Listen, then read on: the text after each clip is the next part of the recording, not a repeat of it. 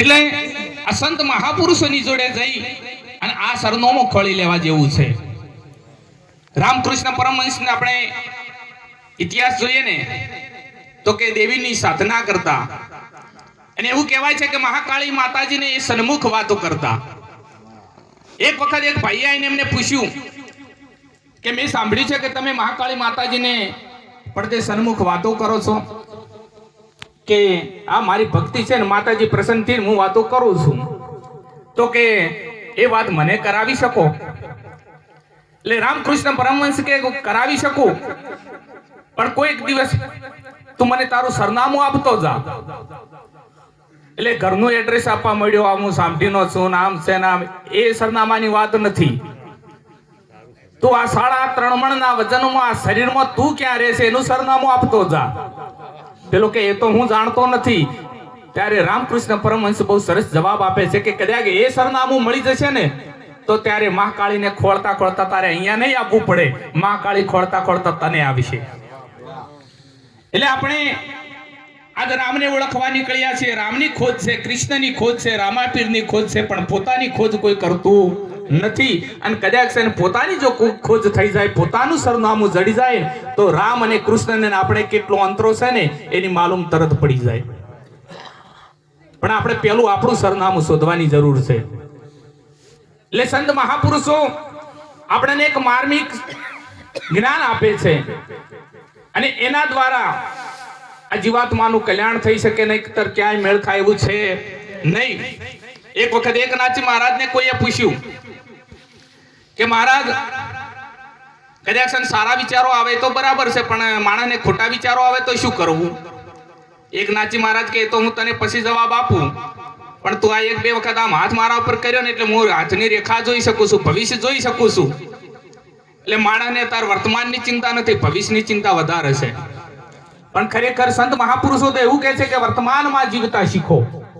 કદાચ વર્તમાનમાં જો આંબો વાવેલો હશે ને તો ભવિષ્યની ચિંતા કરવાની છે નહીં, કેવી આવશે આવશે ને આવશે. એટલે વર્તમાન જ જે હોય એ જ ભવિષ્યમાં છે. એટલે વર્તમાનમાં સંત મહાપુરુષો જીવવાનું શીખવાડે છે, પણ પેલે ભવિષ્યની વાત સાંભળીને એટલે કે આ મારી હાથની રેખામાં શું છે કહું, એટલે કે 20મા દિવસે તારું મોત છે. પેલો ધુઆ થઈ ગયો, કારણ કે મોટામાં મોટો ડર હોય તો મોત. પેલો કે હવે મારે જવાબ જ જોતો નથી, ત્યાંથી ઉભો થઈને ઘેર જાય છે. ઘરવાળાને કહે છે કે ખાટલો ઢાળો, કેમ કે એકનાથજી મહારાજ મહાસમર્થ સંત છે ને એમને મને કહ્યું છે કે 20મા દિવસે તારું મોત છે. પેલાને ખાવાય ભાવતું નથી. 1 દિવસ 2 દિવસ 20 દિવસ પૂરા થયા, મોત ના આવ્યું, પણ એકનાથજી મહારાજ ત્યાં આવીને ઉભા રહ્યા. એટલે કહે છે કે 20 દિવસ પૂરા થઈ ગયા મહારાજ, મૃત્યુ તો આવ્યું નહીં. એટલે એકનાથજી મહારાજ કે તો કદાચ ઘાત ટળી ગઈ છે, પણ તું 20 દિવસ પહેલા આવીને મને કંઈક પૂછતો હતો.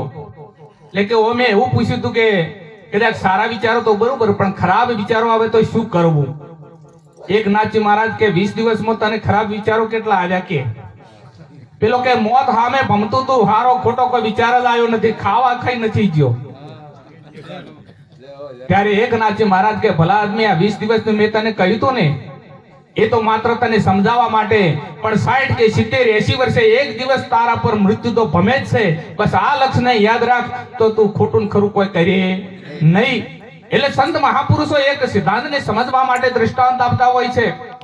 બાકી જ્યાં સુધી ભજન કોનું કરવાનું છે, સંત મહાપુરુષો પોતાનું જ ભજન કરવાનું કહે છે, પોતાની જ ઓળખાણ કરવાનું કહે છે.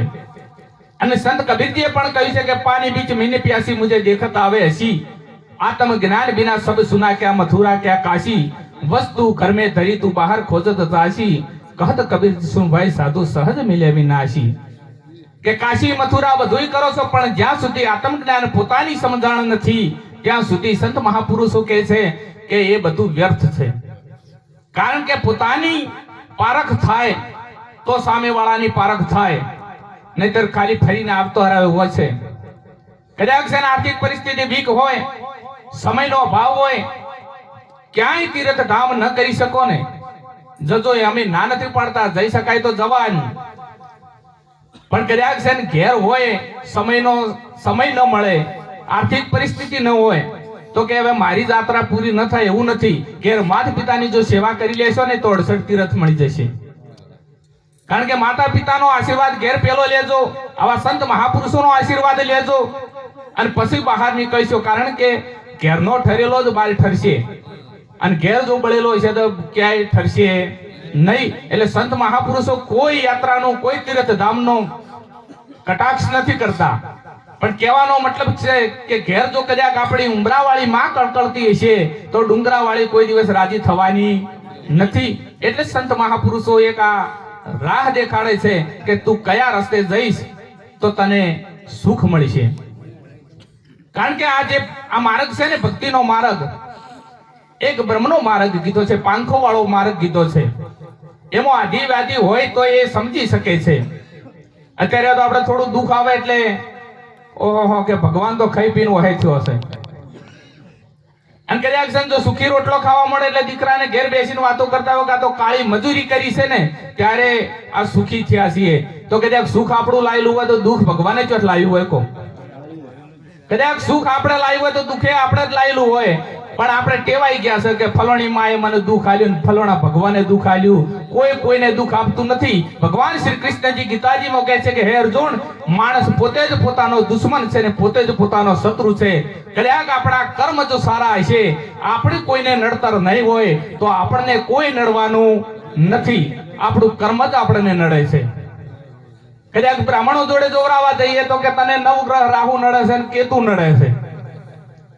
હવે રામાયણ એવો પુરાવો કરે છે કે નવગ્રહ રાવણને ઢોલીએ બોધેલા હતા અને તોય પૂરા પરિવારનો ખાત્મો બોલાઈ ગયો. બોલો એનું શું નડ્યું કોહડો?